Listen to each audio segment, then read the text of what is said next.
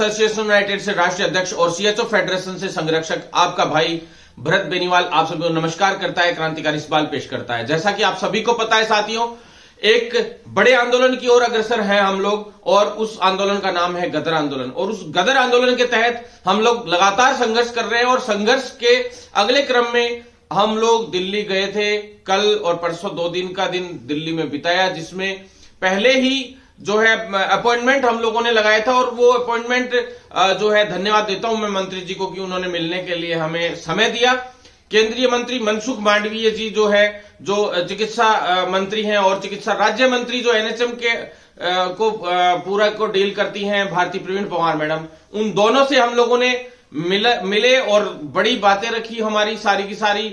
और धन्यवाद देते हैं उनको कि उन्होंने हमें मिलकर हमारी काफी समस्याओं का समाधान करने के लिए आश्वासन भी दिया। और साथ ही जब भी मैं मिलके आया हूं, आपको पता है, कुछ ना कुछ खुशखबरी भी लाया हूं और कुछ ना कुछ उसकी एक्टिविटीज और जो क्रियान्वयन है उसका, वो हमेशा कुछ ना कुछ हुआ है। ऐसे में मैं आप सभी को ये कहना चाहता हूं साथियों कि राजस्थान में बड़े स्तर पे पेपर लीक का मुद्दा जो चल रहा था, कम्युनिटी हेल्थ ऑफिसर का पेपर लीक हुआ। ऐसे में हम लोगों ने आंदोलन किया और उस गदर आंदोलन को हमने आगे बढ़ाया, जिस गदर आंदोलन के अंडर में चाहे वो हमारा सड़कों पे लड़ने का काम हो, क्रांतिकारी तरीके से रोज क्रांति फैलाने का काम हो, या जो न्यायालय के तहत लड़ने का काम हो, या फिर हमारा जो है उच्च राजनेताओं से और सभी लोगों से मिलकर, उच्च अधिकारियों से मिलकर उन समस्याओं का समाधान कराने के लिए जो अभियान चलाने का काम हो, पूरी तरह से स्पेशल एक्टिविटी के साथ आगे बढ़ रहा है। और उसके तहत मैं आपको बता दूं, केंद्रीय मंत्री जी से मिले, जिनसे मिलने के लिए आपको पता है बहुत ज्यादा मुश्किल से समय नहीं मिल पाते। बड़े बड़े जो नेशनल लेवल के, चाहे वो एम्स के हो या बड़े बड़े यूनियंस है, वो लगातार संघर्ष करते रहते हैं लेकिन मिल नहीं पाते हैं। और हम लोग उनसे मिले और उन्होंने हमें समय दिया, उसके लिए मैं धन्यवाद देता हूं उनको। साथ में जो है उन्होंने आश्वासन दिए हैं, तो हमने जो बातें रखी वो मैं बता देता हूं आपको। उसके पश्चात जो है आगे की जो चीजें हैं, रणनीति है, वो भी हम लोग शेयर करेंगे। साथियों, सबसे पहले तो आप लोग शेयर कर दीजिएगा वीडियो, क्योंकि आंदोलन है साथियों, ये एक आंदोलन है और इस आंदोलन के तहत बहुत सारी विभिन्न मांगे हैं, विभिन्न हमारे अधिकार हैं। मांग नहीं बोल सकते इनको, वैसे अधिकार बोलना चाहिए, क्योंकि हम अपना अधिकार ले रहे हैं, ना कि किसी से कुछ मांग रहे हैं। साथियों, अपने अधिकार की लड़ाई लड़ना अच्छी बात है, लेकिन उसके लिए एक्टिव रहना भी बहुत जरूरी है। आप लोग घर बैठे बैठे, काफी साथी लोग कमेंट करते रहते हैं कि सर ऐसा वो नहीं हुआ, ये नहीं हुआ, ऐसा नहीं हुआ। तो सबसे पहले तो मैं उनको ये कह देना चाहता हूं कि होली के दिन भी हम लोग जब आप सभी साथियों के लिए मंत्रियों से मिलते हुए फिर रहे हैं, और मैं ऐसे व्यक्तियों को सैल्यूट करता हूं कि अब वो मंत्री जी जो है रात को 11 से 11:30 बजे 6 तारीख को रात को भी वहां निर्माण भवन में मंत्रालय में थे, और जबकि ज्यादातर अधिकारी भी वहां से निकल गए थे। बड़ी बात है कि इतना मजबूती से लोग काम कर रहे हैं, बहुत बड़ी बात है। चाहे वो किसी भी पार्टी का हो, नेता हो, मंत्री हो, विधायक हो, कोई भी हो, कोई अच्छा कार्य करेगा, सांसद हो, कोई भी अच्छा कार्य करेगा, हम उसके लिए पॉजिटिव बोलेंगे। और ऐसे में पहली बार मुझे अच्छा लगा कि ऐसे मंत्री हैं कि भी जो रात को 11, 11:30 त्योहार के दिन काम कर रहे हैं। और हम लोगों को भी खुशी होती है कि हम लोग अपने युवा साथियों के लिए त्योहार के दिन भी लड़ाई लड़ रहे हैं। तो साथियों, ऐसे में सभी साथियों से मैं बता देना चाहता हूं कि कम्युनिटी हेल्थ ऑफिसर के जो पेपर में जो प्रकरण हुआ, उसके बारे में हमने साफ साफ मंत्री जी को यही कहा कि जिस तरह से आप लोग सीएचओ का जो है फंडिंग पूरी की पूरी, जो केंद्र सरकार से काफी बड़ा बजट जाता है राज्य सरकार के लिए, और उसके तहत आप लोग वहां के सीएचओ को सैलरी देते हो, वहां के जो सब सेंटर्स हैं उनको डेवलप करते हो, एसडब्ल्यूसीज को डेवलप करते हो, और साथ में हर चीज के लिए आप लोग 60-40 के हिसाब से 60% बजट आप केंद्र सरकार देती है। तो ऐसे में जो है एक हिस्सेदारी इस भर्ती में देखा जाए तो केंद्र सरकार की बनती है, लेकिन राज्य सरकार पे उन्होंने जिम्मेदारी थी इस भर्ती को कराने की, जिसमें राज्य सरकार का भी अहम रोल होता है। तो ऐसे में राज्य सरकार ने जो है इस भर्ती प्रक्रिया को अपना पूरा करवाने के लिए अधीनस्थ बोर्ड को जो है पूरी भर्ती दी। और ऐसे में अधीनस्थ बोर्ड से हम ही चाहते थे कि भी हाँ ठीक है, अधीनस्थ बोर्ड का काफी साफ सुथरा काम चल रहा था। मैं भी चाहता था कि क्योंकि स्पीडली काम हो जाएगा अधीनस्थ बोर्ड से जल्दी भर्ती हो जाएगी पूरी, लेकिन ये अटकने का थोड़ा सा प्रॉब्लम आ रही है। और ऐसे में हम लोग लगातार इस लड़ाई को आगे बढ़ा रहे हैं साथियों। तो मंत्री जी को हमने कह दिया साफ साफ कि साहब सीएचओ जो है आप ऐसे भर्ती करेंगे जो आगे चल के अपन तो हेल्थ सिस्टम को इंप्रूव करने के लिए लोगों के स्वास्थ्य के सुधार के लिए जो है सीएचओ भर्ती कर रहे हैं, एचडब्ल्यूसी डेवलप कर रहे हैं, एनएचएम को आगे बढ़ा रहे हैं प्रोग्राम को। तो ऐसे में जो है गलत लोग अगर इसमें चयन होकर आएगा, ऐसे फर्जी लोगों का चयन होगा, तो वो लोग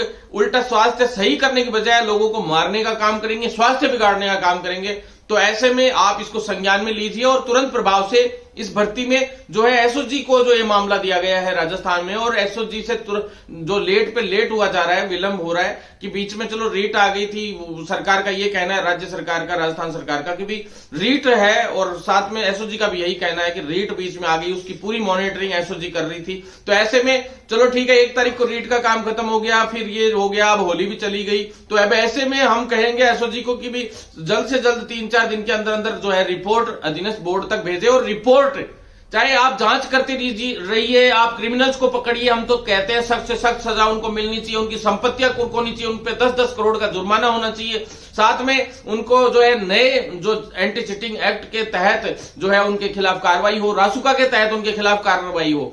ऐसे में लेकिन कम से कम जो युवा पढ़ाई कर रहा है, तैयारी कर रहा है, उसके साथ बहुत बड़ा संशय खड़ा हो गया है। वो तैयारी करे, आगे किसी और भर्ती की तैयारी करे, परीक्षा रद्द होगी, रिजल्ट आएगा नहीं आएगा, ये सिस्टम अभी तक क्लियर नहीं हो पाया है। तो एसओजी जब तक रिपोर्ट नहीं सौंपेगी तब तक वो स्थिति क्लियर नहीं हो सकती। तो ऐसे में तुरंत प्रभाव से जो है एसओजी इसकी स्थिति क्लियर करे, और तुरंत प्रभाव से 11-12 तक, 15 तक हर हाल में एसओजी रिपोर्ट सौंपे।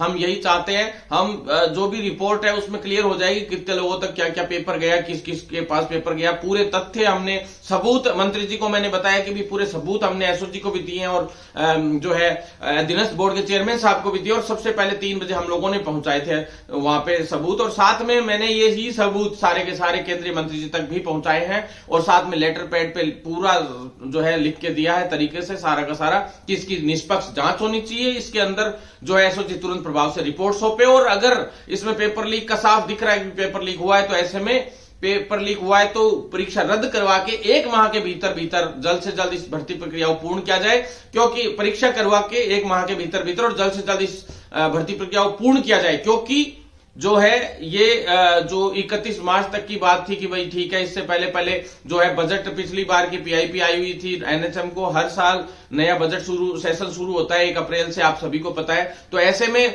जो अगला बजट सेशन भी शुरू होने वाला है, उससे पहले पहले इसका मामला क्लियर होना चाहिए था, जिससे क्या है, अब राजस्थान में आचार संहिता लग जाएगी, उस आचार संहिता से पहले पहले जो है इस भर्ती को पूरा करना बहुत आवश्यक है, यानी ज्वाइनिंग मिलनी बहुत आवश्यक है। चूंकि इसमें ब्रिज कोर्स भी है, ब्रिज कोर्स के लिए भी भागदौड़ करके हम लोग, चाहे बजट करवाने का काम हो, सारे काम हो, पहली बार राजस्थान में विदाउट सीसीएच यानी सभी को इन्वॉल्व किया गया, चाहे सीसीएच किए हुए साथी लोग हो, चाहे विदाउट सीसीएच के अभ्यर्थी हो, सभी को मौका मिला। हम लोगों ने इस लड़ाई में बड़ी जीत हासिल की। उस वक्त भी केंद्रीय मंत्री जी का बड़ा रोल रहा, उन्होंने करके दिया। अब आगे से सभी राज्यों में भी इस तरह का काम करवाएंगे। लेकिन जैसे चूंकि कुछ राज्यों की, जैसे कई राज्यों में कुछ एक में पे ग्रेड ज्यादा थी, कुछ लोग यूं कहते हैं कि कई जगह पे 32 + 8,000 का है, कहीं 44,000 होने वाली है। तो साथियों एक बात बता देते हैं हम आपको, सीधी सी बात, कई राज्यों में एक भाई यूं कह रहा था कि आपने गोद तो ले लिया लेकिन सीएचओज को, लेकिन थोड़ी सी दिक्कत, कुछ एक काम और भी करने चाहिए आपको, ये करना चाहिए, वो करना चाहिए। तो मैं आपको बता दूं साथियों,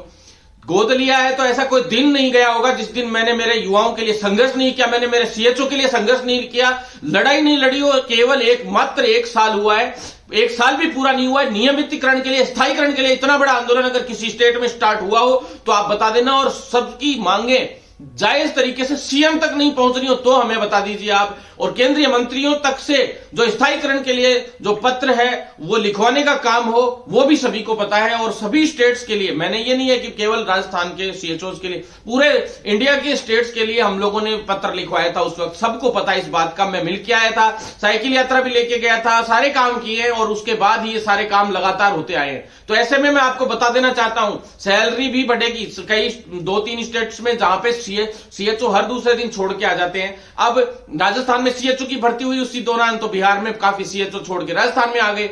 ऐसे में एम्स की भर्तियां हुई तो कई सीएचओ छोड़कर एम्स में लग गए। तो ऐसे में बिहार सरकार के पास सीएचओ ही नहीं बचे और धीरे धीरे करते करते वहां से इस जगह खाली हो गई। तो हमने ही उस वक्त एक प्लान साथ वाले लड़कों को, साथियों को, सुधीर वगैरह को सभी को प्लान बताया था कि आप लोग जाइए और ये कहिए कि बिहार में अभी क्या है, सीएचओ सैलरी कम होने की वजह से छोड़ के जा रहे हैं। और यही हमने राजस्थान में भी सरकार तक ये बात पहुंचाई है इसी प्रकार से। और सभी स्टेट्स में मैं तो ये कह रहा हूं कि आप लोग यही बात पहुंचाइए, जिससे जब सैलरी का इश्यू दिखेगा तो ऑटोमेटिक वो लोग सैलरी बढ़ाने का काम करेंगे। ऐसे में मैं आप सभी से ये कहना चाहता हूं साथियों कि साथ बनाए रखेंगे पूरी रणनीति के साथ। जब 5 महीने में भर्ती निपटा दी, शायद किसी स्टेट में हुई भी नहीं होगी, सब जगह पे कोर्टों में अटक जाती है, कभी कुछ हो जाता है। केवल सीसीएच के लिए लेना हो तो फिर भी चलो 2-4 महीने में निपटा लेते हैं ये लोग, लेकिन विद सीसीएच और विदाउट सीसीएच सब तरीके से इतनी बड़ी भर्ती परीक्षा करवा के इतना बड़ा काम होता है तो जोर आता है। तो ऐसे में केंद्रीय मंत्री जी को हमने कैडर निर्माण से रिलेटेड भी इस बार बात रखी कि भी आपने स्थायीकरण के लिए तो दे दिया, लेकिन आप कैडर निर्माण के लिए भी एक पत्र सभी सीएचओज के लिए सभी स्टेट्स में लिखिए, जिससे क्या है आपके पत्र के आधार पे हम राजस्थान सरकार हो चाहे राज्य सरकारें हो उनसे हम लोग लगातार मांग करेंगे। और जो जैसे अब 44,000 प्लस इंसेंटिव की बात हो, कई लोग यूं कह रहे हैं कि भी ऐसा होगा कि नहीं होगा, तो साथियों ये बात आज की नहीं, आज से 1.5 महीने पहले का मेरा वीडियो उठा के देख लेना। 4 महीने पहले जो हम लोग मंत्री जी से, केंद्रीय मंत्री जी से मिले थे, उस वक्त का वीडियो, वो फोटो भी उठा के देख लीजिए। उस टाइम भी मैंने वीडियो डाला था। उस वक्त भी हमने सैलरी बढ़ाने के इश्यू को लेकर लगातार जो है केंद्रीय मंत्रियों से भी बात की थी और राज्य सरकारों से भी हम लोग लगातार जो मंत्रियों से मिलने का मौका मिलता है हम लोग प्रयास करते रहते हैं। ऐसे में सभी जगह पे टीम्स हैं, सभी जगह राजस्थान के युवा जो है अभी कार्यरत है, उनसे बात होती रहती है, सभी को मैं गाइड भी करता रहता हूं। वो लोग मुझसे फोन पे बात करके आगे की रणनीति भी पूछते रहते हैं। तो ऐसे में साथियों मैं बता दूं आपको, पेपर लीक वाले इश्यू को क्लियर हो गया है। सीएचओ के जो अन्य मुद्दे हैं उसमें सबसे पहली बात बता दूं, राजस्थान में ये वीडियो भी देख रहे हैं आप लोग, तो आपसे एक बात और चाहता हूं मैं छोटी सी, जो 9309393793 नंबर है, उस नंबर पे आप लोग जिस डिस्ट्रिक्ट के अंदर, जिस ब्लॉक के अंदर अब तक इंसेंटिव नहीं आया, वो अपनी डिटेल्स भेजें, शेयर करें मुझसे, जिससे क्या है हम लोग जो है इंसेंटिव के मुद्दे को अब और मजबूती से उठाएंगे। और इंसेंटिव के मुद्दे को उठाते हुए हम लोग इस चीज को आगे बढ़ाएंगे। लेकिन साथियों सभी की डिटेल्स रहनी जरूरी है कि भी किन किन ब्लॉक्स में मिल गया, किन किन में जिलों में नहीं मिला। सीएमएचओ तक से मैं लगातार बात करता हूं, जितने भी जिला सीएमएचओ हैं सबसे मैं फोन पे बात करता हूं। जब भी कोई आंदोलन होता है मैं खुद जाके तक मिलता हूं। आपको सभी को पता है साथियों, इतना एक्टिव रहने के बावजूद कुछ लोग, 1-2 लोग बातें करते हैं तो वो अच्छा नहीं लगता साथियों। कितना संघर्ष करें, इतना संघर्ष करने के बावजूद कोई अप्रिशिएट नहीं करे तो दुख होता है। तो ऐसे में साथियों हमारे भी बिजनेस है, सारा काम है, करना पड़ता है साथियों, सारा टाइम देना पड़ता है। आपको भी देते हैं, काम को भी देते हैं, क्योंकि आपको पता है कि भाई काम करेंगे तभी तो। आज तक किसी से 1 रुपया किसी से चंदे का नहीं लिया। चंदा गैंग्स है वो इन्वॉल्व हो जाती हैं, 2 कौड़ी की चंदा गैंग्स, जिन्होंने चाहे वो कर्मचारी यूनियन ले लो या बेरोजगार संगठन ले लो, सारे के सारे केवल चंदा उगाने के लिए, उनके पास कमाई के कोई साधन है नहीं, चंदे उगा के अपना सिस्टम चला रहे हैं। तो ऐसे में वो लोग लिमिट से ऊपर आप लोगों को कभी साथ नहीं देंगे। मैंने दिल से साथ दिया सभी साथियों का और दिल से लगातार संघर्ष कर रहा हूं और करूंगा। अभी देख लेना आंदोलन कैसा आंदोलन होगा, सरकार को भी पता चल जाएगा, आप लोगों को भी पता चल जाएगा। अभी वक्त बताएगा कि किसमें कितना दम है और सरकार को हम बता देंगे कि राजस्थान के युवा सबसे पहले परमानेंट होकर भी दिखाएंगे और सारे काम करके दिखाएंगे। तो ऐसे में मैं आपको कहना चाहता हूं कि एक बार एकजुट रख लो थोड़े दिन, 100%। उसके बाद मुझे भी जरूरत नहीं पड़ेगी एकजुटता की, आप लोग परमानेंट हो जाओ। सबसे बड़ा मेरा मूल उद्देश्य 2015-16 के अंदर जब इस दवा लिखने के अधिकार को हमने चलाया था, और उस वक्त जब सीएचओ वर्ड कोई नहीं जानता था, तब का भी सोशल मीडिया हो, चाहे फेसबुक हो, चाहे कहीं भी हो, सभी जगह पे भरत बेनीवाल की ही न्यूज और भरत बेनीवाल का ही सीएचओ वर्ड का सबसे पहला वीडियो, राजस्थान हो चाहे पूरे इंडिया लेवल का हो, वहां मिलेगा आप लोगों को साथियों। एमएलएचपी से नाम देने का था, उस वक्त भी मैं लड़ाई लड़के और सीएचओ वर्ड करवा के लाया था, आप सभी को पता है शुरुआत में। और केवल पहले स्थायी कर्मचारियों को 6 महीने का ट्रेनिंग देके और फिर ये लोग करवाए, एक इश्यू हो रहा था 6 महीने का ब्रिज कोर्स करवा के फिर ये लोग चाहते थे कि भाई सीएचओ बनाए जाएं, जबकि मैंने कहा था स्थायी हो चाहे, फिर इन्होंने संविदा कर्मियों को भी उसमें लाभ देने की बात करी, लेकिन फिर उसमें और मॉडिफिकेशन हम लोगों ने करवाया लड़ाई लड़के, और फ्रेशर्स को भी सीएचओ के रूप में लेने के लिए हमने ब्रिज कोर्स कराने के हिसाब से और पूरा तैयारी करवाई। और बड़ा आंदोलन उस वक्त हुआ, और ज्यादा बड़ा भी नहीं हुआ, लिमिटेड हुआ, लेकिन रणनीति से काम हुआ, तो हम लोग जीत हासिल करके आए। और जो डॉक्टर्स की कमी थी उसको दूर करने के लिए इस सिस्टम को लेकर आए। बहुत बड़े स्तर पे जो जेपी नड्डा जी का उस वक्त समय था और चिकित्सा मंत्री वही थे, उनसे लगातार हम लोग बनाए हुए थे पूरी चीजों को जो है कम्युनिकेशन, तो उसी वजह से ये सारे काम हुए। लेकिन साथियों अब जो मंत्री जी हैं ये भी अच्छे मंत्री जी हैं, ये अच्छे से काम करना चाहते हैं और इन्होंने पूरी चीजें पूछी। उन्होंने बताया कि एचडब्ल्यूसी और इस मामले में बहुत जो है टेली कंसल्टेशन बहुत कम आ रहा है और बहुत ज्यादा हमने राजस्थान के एमडी से भी बात की और ऐसे में जो है ये टेली कंसल्टेशन का मैंने उनको कहा है कि भी आप हमारी बातों पे ध्यान दीजिए। जब आप जो लोग आपके लिए काम करना चाहते हैं आप उन लोगों के लिए ही अगर काम नहीं, उन लोगों का जो है दूसरे ही कामों में आप ड्यूटियां उनकी लगाएंगे, अलग अलग जगह पे काम लगाएंगे, तो फिर इस तरह से किस तरह से हो पाएगा। दूसरी चीज टीम मेकिंग होती है, यानी टीम के हिसाब से जब काम होता है, टीम वर्क होता है, उसके हिसाब से काम होता है तो अच्छे से काम होता है। लेकिन राजस्थान में एएनएम हो चाहे सीएचओ हो चाहे सब अपने अपने अलग अलग नेतागिरी के हिसाब से चल रहे हैं, तो ऐसे में जो है कभी संभव नहीं है, क्योंकि एक सीएचओ है वो इंचार्ज होता है और इंचार्ज होने के नाते उसको उसके अधिकार और उसकी पावर नहीं देंगे आप जब तक वो कैसे काम कर पाएगा। ये हमारी बात वहां पे रखी है हमने, उनको इंचार्ज बना दिया लेकिन उनको अभी तक पावर ढंग से नहीं दी गई है वहां पे एएनएम, और ऐसा ही उनकी नहीं सुनेंगी तो फिर वो कैसे आगे इस सिस्टम को इंप्रूव कर पाएंगे और कैसे स्वास्थ्य की सारी चीजें पहुंचा पाएंगी। तो ऐसे में साथियों सारी बातें हमने उन तक शेयर की हैं। दूसरी चीज, आप इंसेंटिव ही नहीं दे रहे हो इनको, इतना समय हो गया, कुछ जिलों में कुछ एक जगह पे 10-10 महीने का इंसेंटिव ड्यू पड़ा है, कई जगह पे तो 10-10 12-12 महीने की सैलरी ड्यू पड़ी है कुछ एक साथियों की।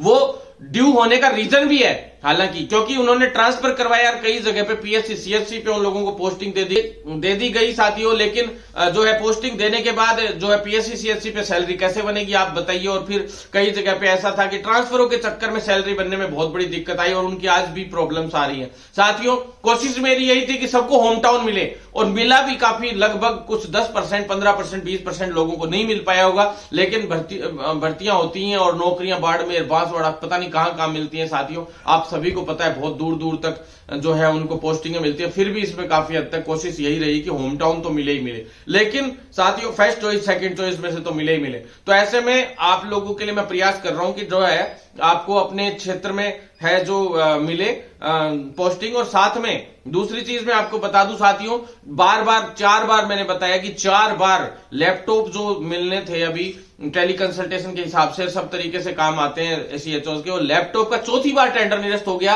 वो टेंडर भी जो है आप पता नहीं है भ्रष्टाचार करना चाहते हैं कुछ लोग बीच में, या फिर कुछ घालामेली करना चाह रहे हैं, जो बार बार टेंडर निरस्त हो रहे हैं कि लेन देन में कोई गड़बड़ी हो रही है, पता नहीं क्या हो रहा है ऐसा कि ये बार बार टेंडर निरस्त हो जाते हैं। जैसे मेडिकल कॉलेजेस का इश्यू था, केंद्र सरकार से 60-40 के हिसाब से जो जितने भी मेडिकल कॉलेजेस राजस्थान में खोले गए हैं उन मेडिकल कॉलेजेस में 60% केंद्र सरकार देती है और 40% राज्य सरकार। तो ऐसे में बार बार टेंडर निरस्त हुए, कभी एचएससीसी के पास गया, कभी आरएसआरडीसी ने करवाने का काम किया। अब आरएसआरडीसी को लास्ट में दिया गया क्योंकि वो सस्ते में कॉलेजेस का काम निपटा रही है। तो ऐसे में मेडिकल कॉलेजेस की भी मांग मैंने वहां पे रखी कि भी मेडिकल कॉलेजेस में जो स्टाफ है, चाहे नर्सिंग कॉलेजेस है उनमें स्टाफ का काम हो, जैसे nursing tutor for professor, associate professor, principal, vice principal हो, ये मेडिकल कॉलेज और नर्सिंग कॉलेज दोनों में अभी तक भर्तियां नहीं की गई। उनको ऊपर से आप मान्यता दे रहे हैं, राज्य सरकार से आप मान्यता देने का काम कर रहे हैं, लेकिन उनमें स्टाफ ही नहीं है। तो आप किस तरह से उनको मान्यता दे रहे हो, कैसे वो क्राइटेरिया फुलफिल करती हैं?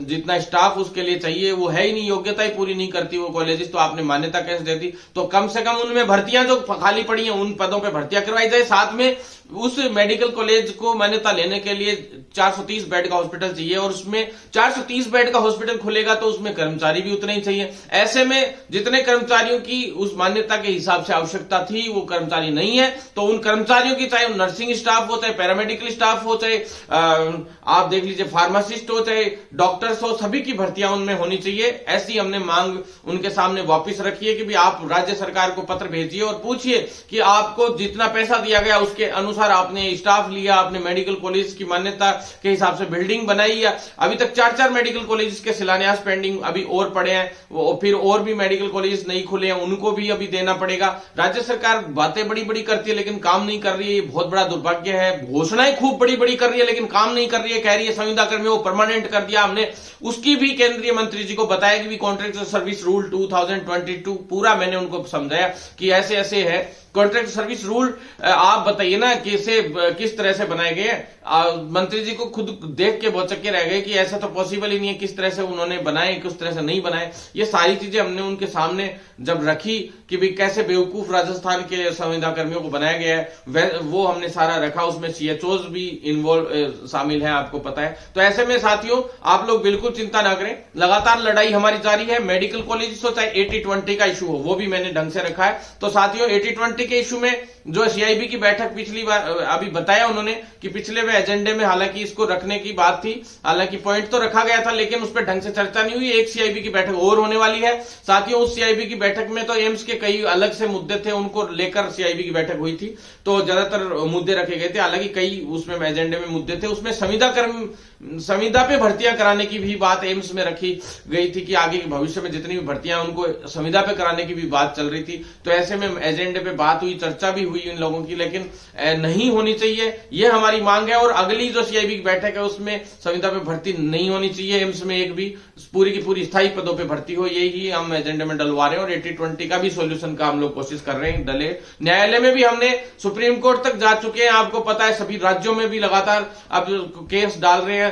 6 राज्यों में डालने की बात थी, जिसमें से राजस्थान में हमने डाल दिया है केस और साथ में एमपी में डाल दिया है, क्योंकि सबसे ज्यादा जो है नर्सेज यहीं से पास आउट होते हैं और एक बेंगलोर और कर्नाटका वगैरह से पास आउट होता है। ऐसे में जिन राज्यों से ज्यादा, जब आप 80-20 के एडमिशंस का क्राइटेरिया फुलफिल नहीं करते हो तो नौकरियों में किस तरह से जो समानता का अधिकार है वो देना चाहिए केंद्र सरकार को भी। चाहे आप एडमिशंस हो चाहे आप नौकरी देने का काम हो, दोनों में 50-50 हो। ये लगातार संघर्ष हमारा भी जारी है। और सभी साथियों से भी मैं ये कहना चाहता हूं, चाहे कोई भी भाई हो या बहन हो, सभी लोग साथ दें इसमें।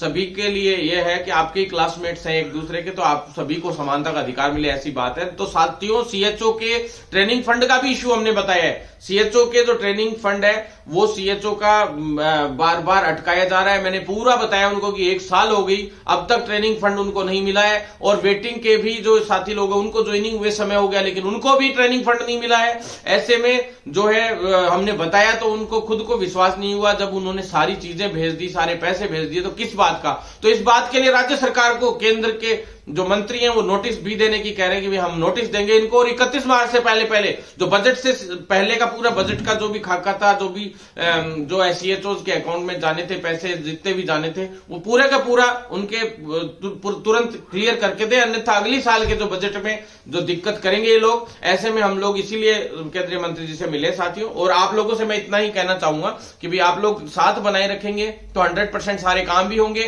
साथ में यूनियन की एक सूची हम लोग 3 दिन बाद जारी कर रहे हैं। जो जितने भी साथी लोग हैं, जो डेलीगेट्स हैं, उनके नाम अभी डाल रहे हैं।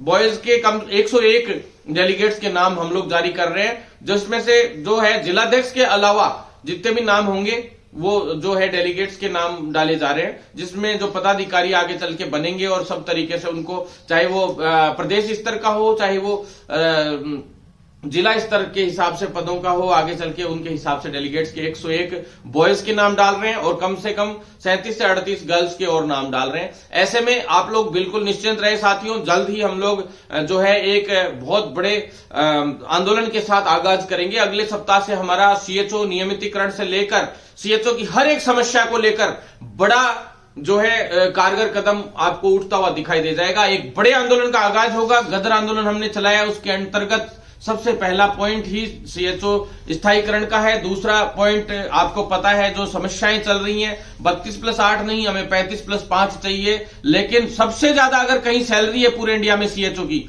तो वो राजस्थान के अंदर है, आप सभी को पता है। और हमने साफ साफ जो है, क्योंकि 40,000 सैलरी वैसे है और जो है 2,500 जो है योग्य सेशंस का है वो भी मैं दिलवा रहा हूं। और साथ में जो 400 रुपए जो है कम्युनिकेशन के हिसाब से जो चार्जेस आप लोगों को मिलते हैं मोबाइल रिचार्ज वगैरह के, उसके प्लस जो हर तरीके से हमारा प्रयास है कि भी अभी तक तो वर्तमान में पूरे इंडिया में सबसे ज्यादा सैलरी अगर कहीं है तो वो राजस्थान में है। होएगी दूसरे स्टेटों में जब जानेंगे। दूसरी चीज, हम लोग ही प्रयास कर रहे हैं, दूसरे स्टेटों में भी हमारी ही टीमें लगी हुई हैं। तो आप लोगों से निवेदन है कि साथ बनाए रखें। और सबसे बड़ा मुद्दा लिखित परीक्षा का है साथियों, उसमें आप सभी लोग साथ देंगे। मैंने केंद्रीय मंत्री जी को भी कहा है कि सारी मेडिकल कॉलेज के जितने भी हॉस्पिटल्स हैं उनमें जितनी भी भर्तियां होंगी वो उनमें बजट आप लोगों का जाता है, तो कम से कम आप ये निर्देशित करें कि फर्जी लोगों की भर्ती बंद करें, जो बैकडोर एंट्रीज के थ्रू फर्जी डिग्रियां बनवा कर लाते हैं और फिर वो परमानेंट हो जाते हैं। ऐसे में जो है लिखित परीक्षा सबसे बड़ा माध्यम है कि स्पष्ट और पारदर्शिता से जो है परीक्षा के माध्यम से भर्तियां हो, जिससे क्या है नए युवा जो आए तो वो कम से कम योग्य युवा आए और आम जनता को सही से स्वास्थ्य लाभ दे सकें। साथियों, ये सब अभी मंत्रियों तक की सारी बातें रख दी और इससे आगे जो है मैं दोबारा से लाइव आऊंगा 1-2 दिन में। साथियों, आंदोलन का भी आगाज होगा और बड़े स्तर पे हम इस आंदोलन को आगे बढ़ाएंगे। धन्यवाद।